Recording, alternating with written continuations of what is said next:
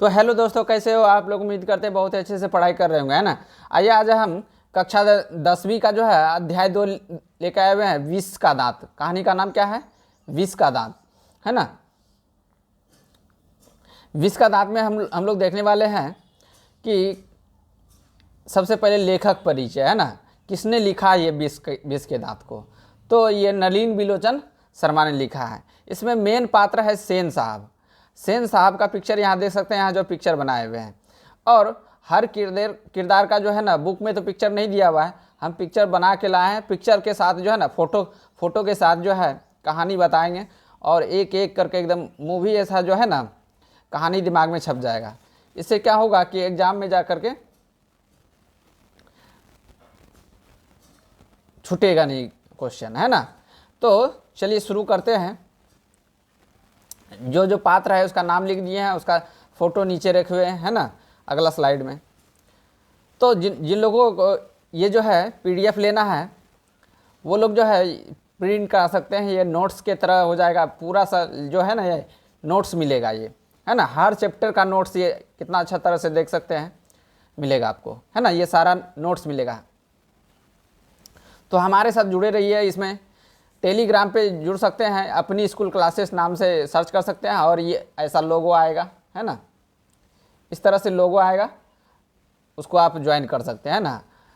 WhatsApp channel भी आ सकता है इसमें, और ये सोशल मीडिया पे भी फॉलो कर सकते हैं, ताकि जो है नया नया अपडेट और ये जो पीडीएफ मिल सकता है ना। तो शुरू करते हैं।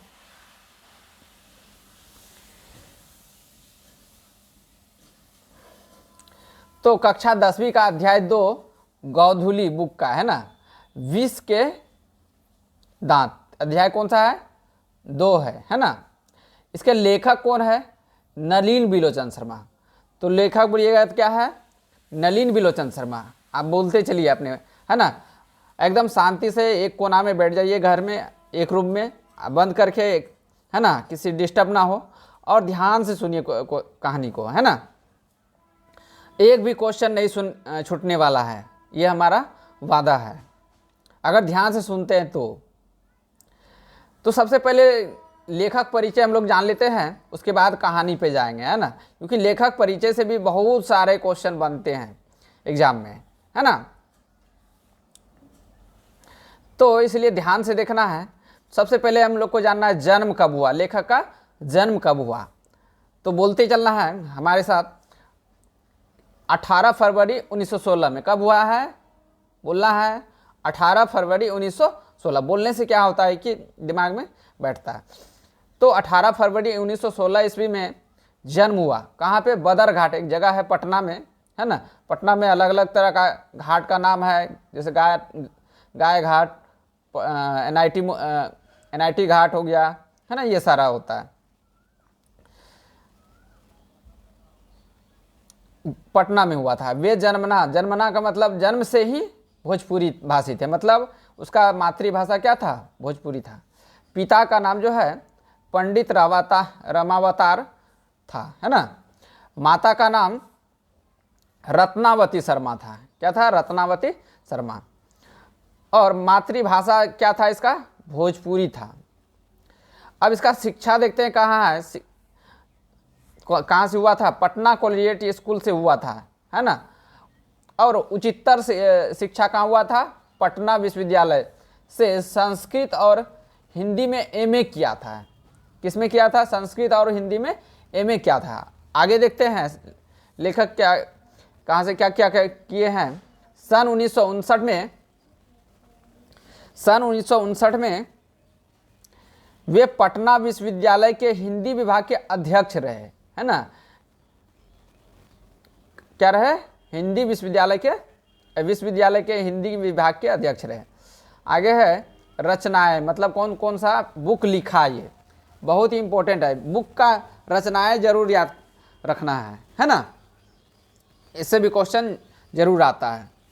तो दृष्टिकोण, साहित्य का इतिहास, दर्शन, मानदंड, हिंदी उपन्यास। अब हिंदी उपन्यास में कौन सा सबसे ज़्यादा है? प्रेमचंद्र, है ना। साहित्य तत्व और आलोचना, आलोचनात्मक ग्रंथ, विष के दांत। ठीक है, ये सारा जो है इसकी रचनाएं हैं, बुक लिखा है इसने, है ना। अब साहित्य विद्या कहानी में देखते हैं कि सबसे पहले कौन है, ये विष के दांत तथा अन्य कहानी नामक से संग्रह से संकलित है, मतलब इससे लिया गया है ये, है ना। अब इसका लेखक का कार्य क्षेत्र देख लेते हैं, कार्य क्षेत्र क्या क्या था। ये प्राध्यापक, प्राध्यापक मतलब ये जो प्रोफेसर भी रहे, है ना। हर प्रसाद दास जैन कॉलेज में रहा और आरा में भी रहा, रांची विश्वविद्यालय में भी रहा, पटना विश्वविद्यालय में भी रहा, है ना। अध्यक्ष, अब ये अध्यक्ष भी रहे थे, है ना। 1959 में कब हुआ था, 1959 में पटना विश्वविद्यालय के हिंदी विभाग के अध्यक्ष बने और मृत्यु तक इस पद पर बने रहे, है ना। अब देखते हैं साहित्यिक पहचान क्या है। हिंदी कविता के प्रपद प्रवर्तक रहे, है ना, हिंदी कविता के प्रपद प्रवर्तक रहे। क्वेश्चन भी इससे आता है ना, आगे ऑब्जेक्टिव क्वेश्चन भी करवाएंगे, है ना, मतलब ये वन लाइनर क्वेश्चन।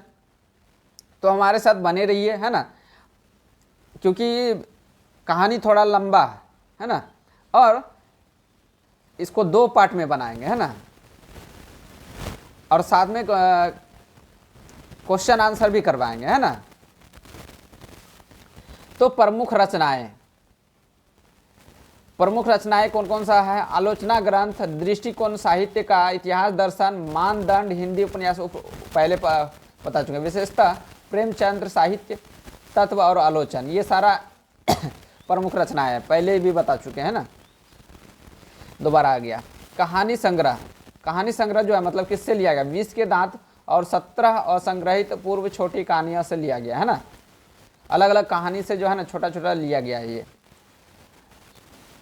ये कहानी क्या है, विष के दांत का, है ना।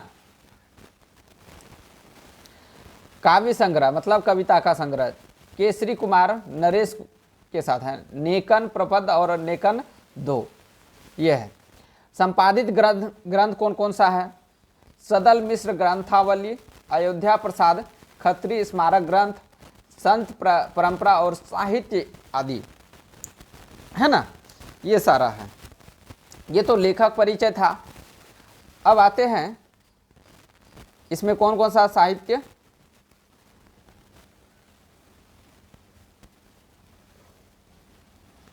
अब कहानी के बारे में, विष के दांत के बारे में जानते हैं हम लोग, है ना। कहानी के बारे में कुछ कुछ इम्पोर्टेंट टॉपिक जानते हैं, क्या क्या है इस कहानी के बारे में, है ना। पहले जान लेने से पता चल जाता है कि हाँ क्या क्या इस कहानी में होने वाला है।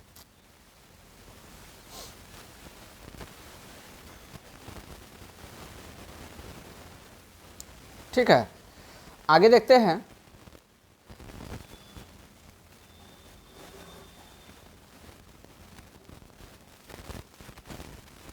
तो विष के दांत के कहानी के बारे में, विष के दांत तथा अन्य कहानियां नामक संग्रह से ली गई है। विष का दांत जो कहानी है, विष के दांत का कहानी जो है ये बड़ा वाला होगा, उससे ही थोड़ा सा लिया गया है, और अन्य कहानी से भी लिया गया है ये, है ना।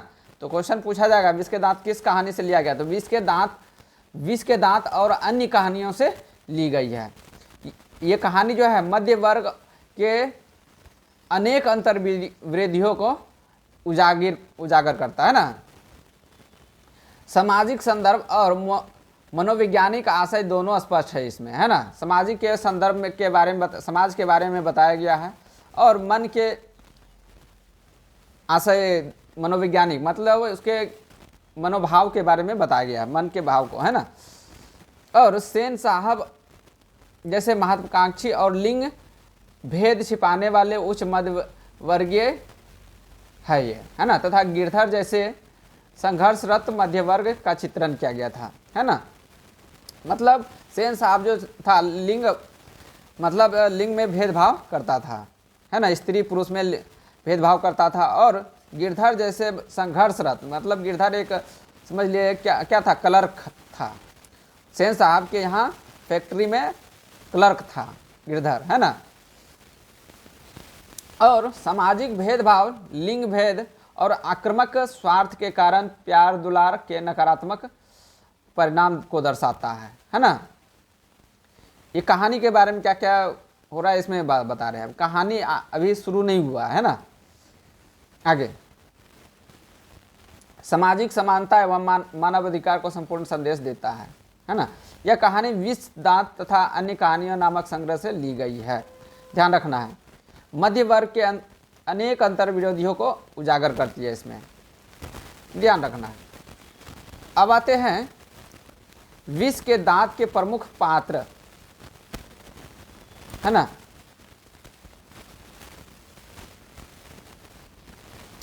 तो प्रमुख पात्र कौन कौन सा है? तो प्रमुख पात्र उनके चरित्र और इस प्रकार है ना। विष के दांत के सभी पात्र जो है ना, मेन पात्र इसमें होता है सेन साहब। मेन जो समझ लीजिए पात्र जो होता है, हीरो, मेन कहानी का आदमी होता है इसमें सेन साहब। सेन साहब क्या एक बिजनेसमैन है। क्या है? बिजनेसमैन है। ध्यान से सुनना, एकदम मूवी के तरह एकदम दिमाग में छप जाएगा। इस तरह अगर कहीं भी ढूंढिएगा तो नहीं मिलेगा आपको यूट्यूब पे, है ना। तो ये कहानी है। लेखक परिचय तो अलग बात है, लेखक परिचय में उसमें उतना नहीं दिए थे, ठीक है। लेकिन कहानी जो शुरू हुआ है यहाँ पे, कहानी के बारे में जो बता रहे हैं, पात्र परिचय, जैसे नाटक होता है ना, तो सबसे पहले पात्र परिचय होता है, मतलब कौन कौन सा आदमी को क्या चीज़ का रोल लिया है ना। तो समझ में आता है कि आगे क्या क्या कौन है ना, कहानी में क्या क्या होने वाला है, कैसे कैसे क्या होगा, है ना। तो सबसे पहले पात्र का परिचय जान लेते हैं। सेन साहब एक मेन इस किरदार में है कहानी में, है ना। सेन साहब क्या है? एक बिजनेसमैन है। क्या है? बिजनेसमैन है, ध्यान रखना है। और सेन साहब की ये पत्नी है जिसको मेम साहब करके बुलाया जाता था, है ना। सेन साहब की पत्नी को क्या कहा जाता था? मेम साहब। और सेन साहब का ये बेटा था खोखा। उसका नाम क्या था? सेन साहब का बेटा का नाम खोखा, ठीक है।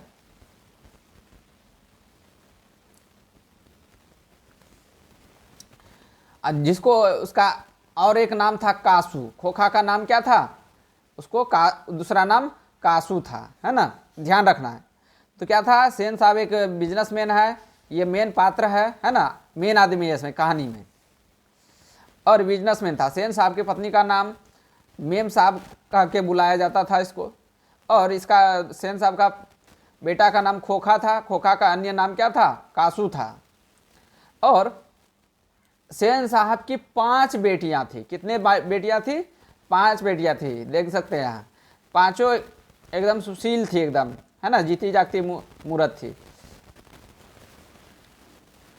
उसका भी नाम भी बताएंगे आगे चल के, है ना, क्योंकि क्वेश्चन उससे भी पूछा जाता है, ठीक है। सारा क्वेश्चन बनेगा, तो वीडियो के एकदम लास्ट तक देखना है जो भी देख रहे हैं, है ना, तभी समझ में आएगा। नहीं तो बोलिएगा नहीं समझ में आया, है ना। तो एकदम धैर्य से, एकदम पेशेंस बना के लास्ट तक वीडियो देखना, है ना। और सेन साहब के यहाँ आया हुआ था कौन? अखबार निवीश मित्र। अखबार निवीश मतलब पत्रकार। अखबार निवीश का मतलब क्या होता है? पत्रकार। अखबार निवीश का मतलब पत्रकार, ध्यान रखना है। और उस पत्रकार जो है इसका सेन साहब का मित्र था, है ना। सेन साहब का मित्र कौन था? पत्रकार, जो कि उसके यहाँ आया हुआ था, ठीक है। सेन साहब के यहाँ आया हुआ था। और पत्रकार के साथ भी एक बेटा था, उसका पिक्चर नहीं दिखा है इसमें, है ना, साथ में भी आया था। अब आते हैं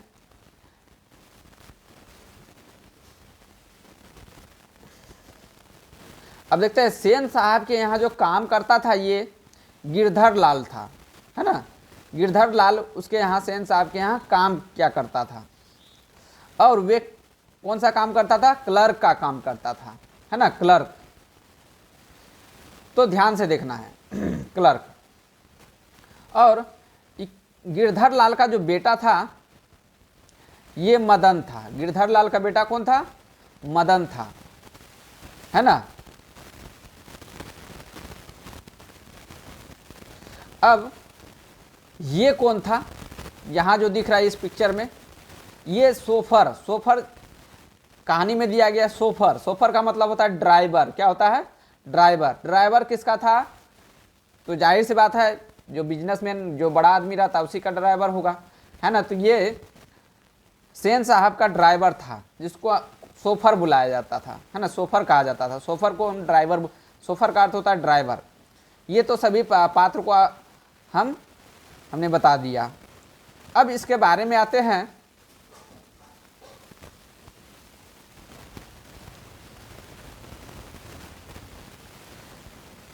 तो इसमें हम लोग पात्र का डिटेल में जानते हैं। सबसे पहले सेन साहब के बारे में डिटेल में जानते हैं, ठीक है। तो सेन साहब जो है इसका पूरा परिचय जानते हैं, ठीक है। सेन साहब कहानी के केंद्रीय पात्र है, मतलब मेन पात्र यही है। सेन साहब कौन है? सेन साहब मेन पात्र है, बताए भी थे। एक अमीर और प्रभावशाली व्यक्ति जो अपनी नई मोटर कार पर बहुत गर्व करता है ना। ये जो है सेन साहब अपने एक अमीर व्यक्ति है और प्रभावशाली व्यक्ति है जो अपनी मोटर कार कैसा है? मोटर कार का भी पिक्चर हम लाए थे।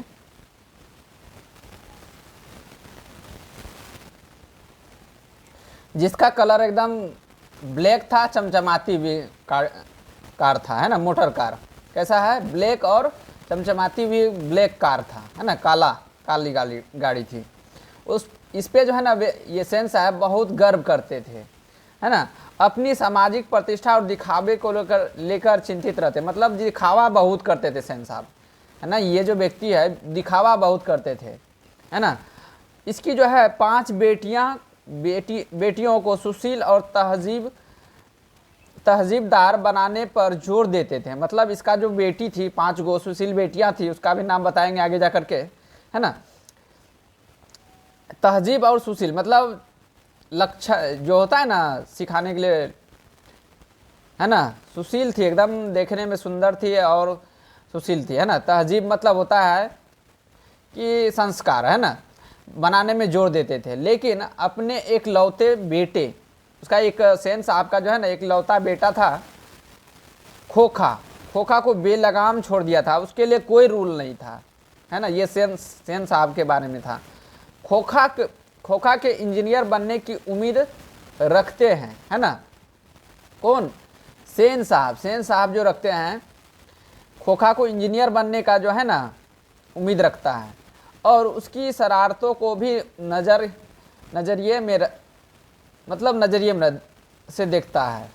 मतलब शरारतों को जो भी इंजीनियर के नज़र से देखता है, मतलब उस जो भी शरारत करता है लगता है उसको वो काम जो है इंजीनियर ही करता है। निम्न वर्ग के प्रति कठोर और असंवेदनशील रवैया रखते हैं। निम्न मतलब छोटे कास्ट के लिए, छोटे लोगों के लिए जो है ना कठोर असंवेदनशील, मतलब उसके प्रति कुछ अच्छा व्यवहार नहीं रखता था, है ना। खासकर गिरधर लाल जो था वहाँ का कंपनी में क्लर्क का काम करता था। मतलब इसके सेन साहब के कंपनी में काम क्या करता था। और उसके बेटे मदन, मतलब गिरधर लाल का जो बेटा था मदन था, है ना, के प्रति लिंग भेदभाव जैसे सामाजिक बुराइयों के प्रतीक मानते थे, है ना। आगे देखते हैं, खोखा के बारे में जानते हैं। खोखा कौन था? सेन साहब का बेटा, सेन साहब का बेटा। अब सेन साहब का बेटा जो था, तो सेन साहब का एक लौता बेटा था। कौन? खोखा या कासू। और 5 बेटों का छोटा भाई, मतलब पांचों बहनों का एक छोटा भाई था। तो इन सबों में एक लौता बेटा था और 5 बहनों का छोटा एक भाई था। मतलब 5 गो जो बहन थी उसमें से ये खोखा सबसे छोटा था। दुलार और जिद्दी बच्चा जो घर के नियमों का अपवाद था। दुलार भी इसको बहुत करता था और नियम उसके बेटियों के लिए अलग नियम था, है ना। और इसके लिए कोई नियम नहीं था, खोखा के लिए कोई नियम नहीं था। और शुरू में ही वह तोड़ फोड़ की शरारतें करने वाला था, है ना। शरारतें करता था शुरू से ही, है ना। अपने माता पिता के अंधाधुंध प्यार, मतलब खोखा को जो है ना अपने माता पिता के अंधाधुंध मतलब बहुत ही प्यार मिलता था। छूट के कारण बिगड़ता जाता है ना। छूट, जब कोई बच्चा को छूट दिया जाए, मान ली कोई गलती किया तो उसको उसी समय जो है ना जड़ देना चाहिए दो चार अथी, है ना, इससे कि आगे क्या गलती ना करे, है ना। आगे अहंकारी और दूसरे को नीचा दिखाने की प्रवृत्ति रखता है। कौन? यही खोखा। ठीक है, आगे पांचों बेटियों का परिचय कराते हैं हम। पांचों बेटियों को जो है, 5 बेटियां हैं, इसमें से सबसे पहला इसका नाम है, पहला का नाम है सीमा, दूसरा का नाम है रजनी, तीसरा का नाम है आलो, चौथा का नाम है शेफाली और पांचवा का नाम है लास्ट वाला का आरती, है ना। सुशील, देखने में एकदम सुंदर, है ना, आज्ञाकारी लड़कियां, है ना, जो समाज में एक नियमों का पालन करती है ना, और एक तरह से कठपुतली की तरह जीवन जीती है। मतलब जो भी कहा गया है उसी के अनुसार काम किया करेगी वो लोग, है ना, इससे ज़्यादा कुछ नहीं। और वे लिंग भेद और सामाजिक बंधन के प्रतिनिधित्व करती है ना। अखबार निवीस, अब अखबार निवीस के बारे में बताए थे। अखबार निवीस मित्र है किसका? सेन साहब के मित्र है ना। सेन साहब के मित्र जो साधारण हैसियत के है ना। अखबार निवीस किसको बोलते हैं? पत्रकार को बोलते हैं, ठीक है। और अपने बच्चे को जेंटलमैन, अखबार निवीस मतलब पत्रकार जो अपने बच्चे को जेंटलमैन बनाना चाहते हैं, ठीक है, बनाने की इच्छा रखते हैं, है ना। लेकिन सेन साहब जो अपने बेटे खोखा को, कासू को क्या बनाना चाहता है? बिजनेसमैन इंजीनियर बनाना चाहते थे, बिजनेसमैन इंजीनियर बनाना चाहते थे, ठीक है। उनका दृष्टिकोण सेन साहब के अहंकार पर व्यंग करता है ना। जो बोलता है कि अखबार निवीस सेन साहब को बोलता है कि मैं अपने बेटे को जो है ना बच्चे को जेंटलमैन मतलब सीधा साधा आदमी बनाना चाहता हूँ, और इनकी इच्छा रखते हैं, है ना, और उसका आगे जा कर के जो भी बन सकता है। आगे ये पात्र मिलकर कहानी के मुख्य विषय वर्ग भेद, लिंग भेद, बच्चों को पालन पोषण और तरीके और सामाजिक अन्याय को उजागर करती है। तो कहानी में मोटा मोटा समझ में आ गया होगा क्या क्या है इसमें, है ना। और विस्तार से अगर जानना है तो आगे वाला वीडियो में आएगा, ठीक है, अगला वीडियो में, क्योंकि इसमें जो है बहुत ही जो है लंबा हो जाएगा वीडियो ऐसे, है ना। तो ये पात्र परिचय, लेखक परिचय और कहानी का परिचय के बारे में ही इस वीडियो में रहेगा, है ना। 2 वीडियो में पूरा ख़त्म कर देंगे, ठीक है। तो सेन साहब की पत्नी के बारे में अब बताते हैं। अपने पति की तरह ही सामाजिक प्रतिष्ठा को महत्व देती है ना। समाज में उसका प्रतिष्ठा बना रहना चाहिए, और खोखा को लेकर चिंतित रहती है ना। तो सेन साहब की पत्नी के बारे में बताते हैं। अपने पति की तरह ही सामाजिक प्रतिष्ठा को महत्व देती थी। खोखा को लेकर चिंतित रहती थे, और लेकिन उसे नियंत्रित करने में असफल रहती थी, है ना। मतलब उसको काबू में नहीं कर सकता था, बिना कहल का बच्चा था, है ना। अब आते हैं गिरधर लाल कौन है ना। तो गिरधर लाल बताए ही थे, तो उसको डिटेल में जानेंगे गिरधर लाल के बारे में, है ना। तो गिरधर लाल सेन साहब की फैक्ट्री में किरानी मतलब क्लर्क, है ना, क्लर्क, और उसके अहाते के आउट हाउस में रहने वाला एक निम्न मध्यवर्गीय व्यक्ति था। कहने का मतलब सेन साहब के यहाँ काम करता था, किरानी का काम करता था, क्लर्क का काम करता था, और उसी के जो है ना आउट हाउस मतलब बगल में ही उसी फैक्ट्री में एक कोना में घर था, है ना, मतलब रूम था, उसी में रहा करता था वो सेन साहब के यहाँ ही, है ना। मध्यवर्गीय व्यक्ति था, है ना, ज़्यादा अमीर भी नहीं था। एक मेहनती और स्वाभिमानी व्यक्ति जो आर्थिक रूप से कमज़ोर होने के बावजूद अपनी गरिमा बनाए रखने की कोशिश करता है सेन साहब, है ना। सेन साहब के कठोर व्यवहार और अन्याय का शिकार होता है ना। अपने बेटे मदन को अनुशासित रखने की कोशिश करता है ना। मदन, तो गिरधर लाल का बेटा का नाम क्या था? मदन था। ठीक है, लेकिन परिस्थिति उसे मजबूर कर देती है ना। अंत में जब मदन खोखा के दांत तोड़ देता है तो वह अपने बेटे के साहस पर गर्व महसूस करता है ना। जब मदन जो है खोखा के दांत तोड़ देता है तो वह अपने बेटे के साहस पर गर्व महसूस करता है, जो उसकी दबी हुई भावना और व्यवस्था के खिलाफ विद्रोह को दर्शाता है ना। अब आते हैं मदन के बारे में। मदन कौन है?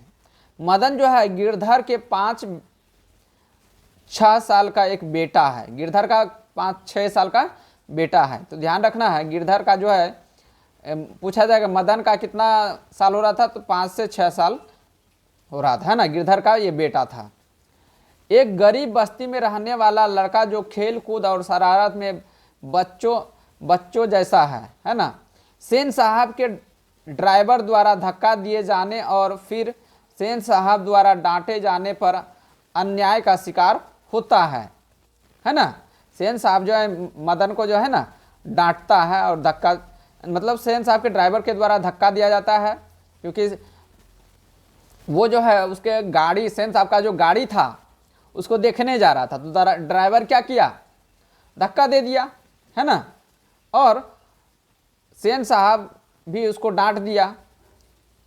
खोखा के अहंकार और दादागिरी का विरोध करता था कौन? मदन करता था, है ना। और अंत में उसके दांत तोड़कर अपनी बहादुरी और प्रतिरोध का परिचय देता है। कहानी में निम्न मध्य वर्गीय के संघर्ष और अन्याय के खिलाफ उनके प्रति प्रतिरोध का प्रतीक है। ठीक है, आगे जो है कुछ ये शब्दार्थ है, उसको जानने के लिए अगला वीडियो देखना पड़ेगा आपको। ठीक है, तब तक के लिए। और ये जो है आपको पीडीएफ जो लेना है तो टेलीग्राम ज्वाइन करना होगा, अपनी स्कूल क्लासेस, है ना। और यूट्यूब चैनल जो है अपनी स्कूल क्लासेस का ये लोगो है ना, आपका अपना ही स्कूल क्लासेस से। और यहाँ क्लास 9 से लेकर के 12 तक का सभी विषयों का पढ़ाई होता है ना। और कंपटीशन का भी होता है। तो ऑफलाइन में बड़ी दुर्गा स्थान कटिहार बिहार, है ना, के बगल में ही है ना।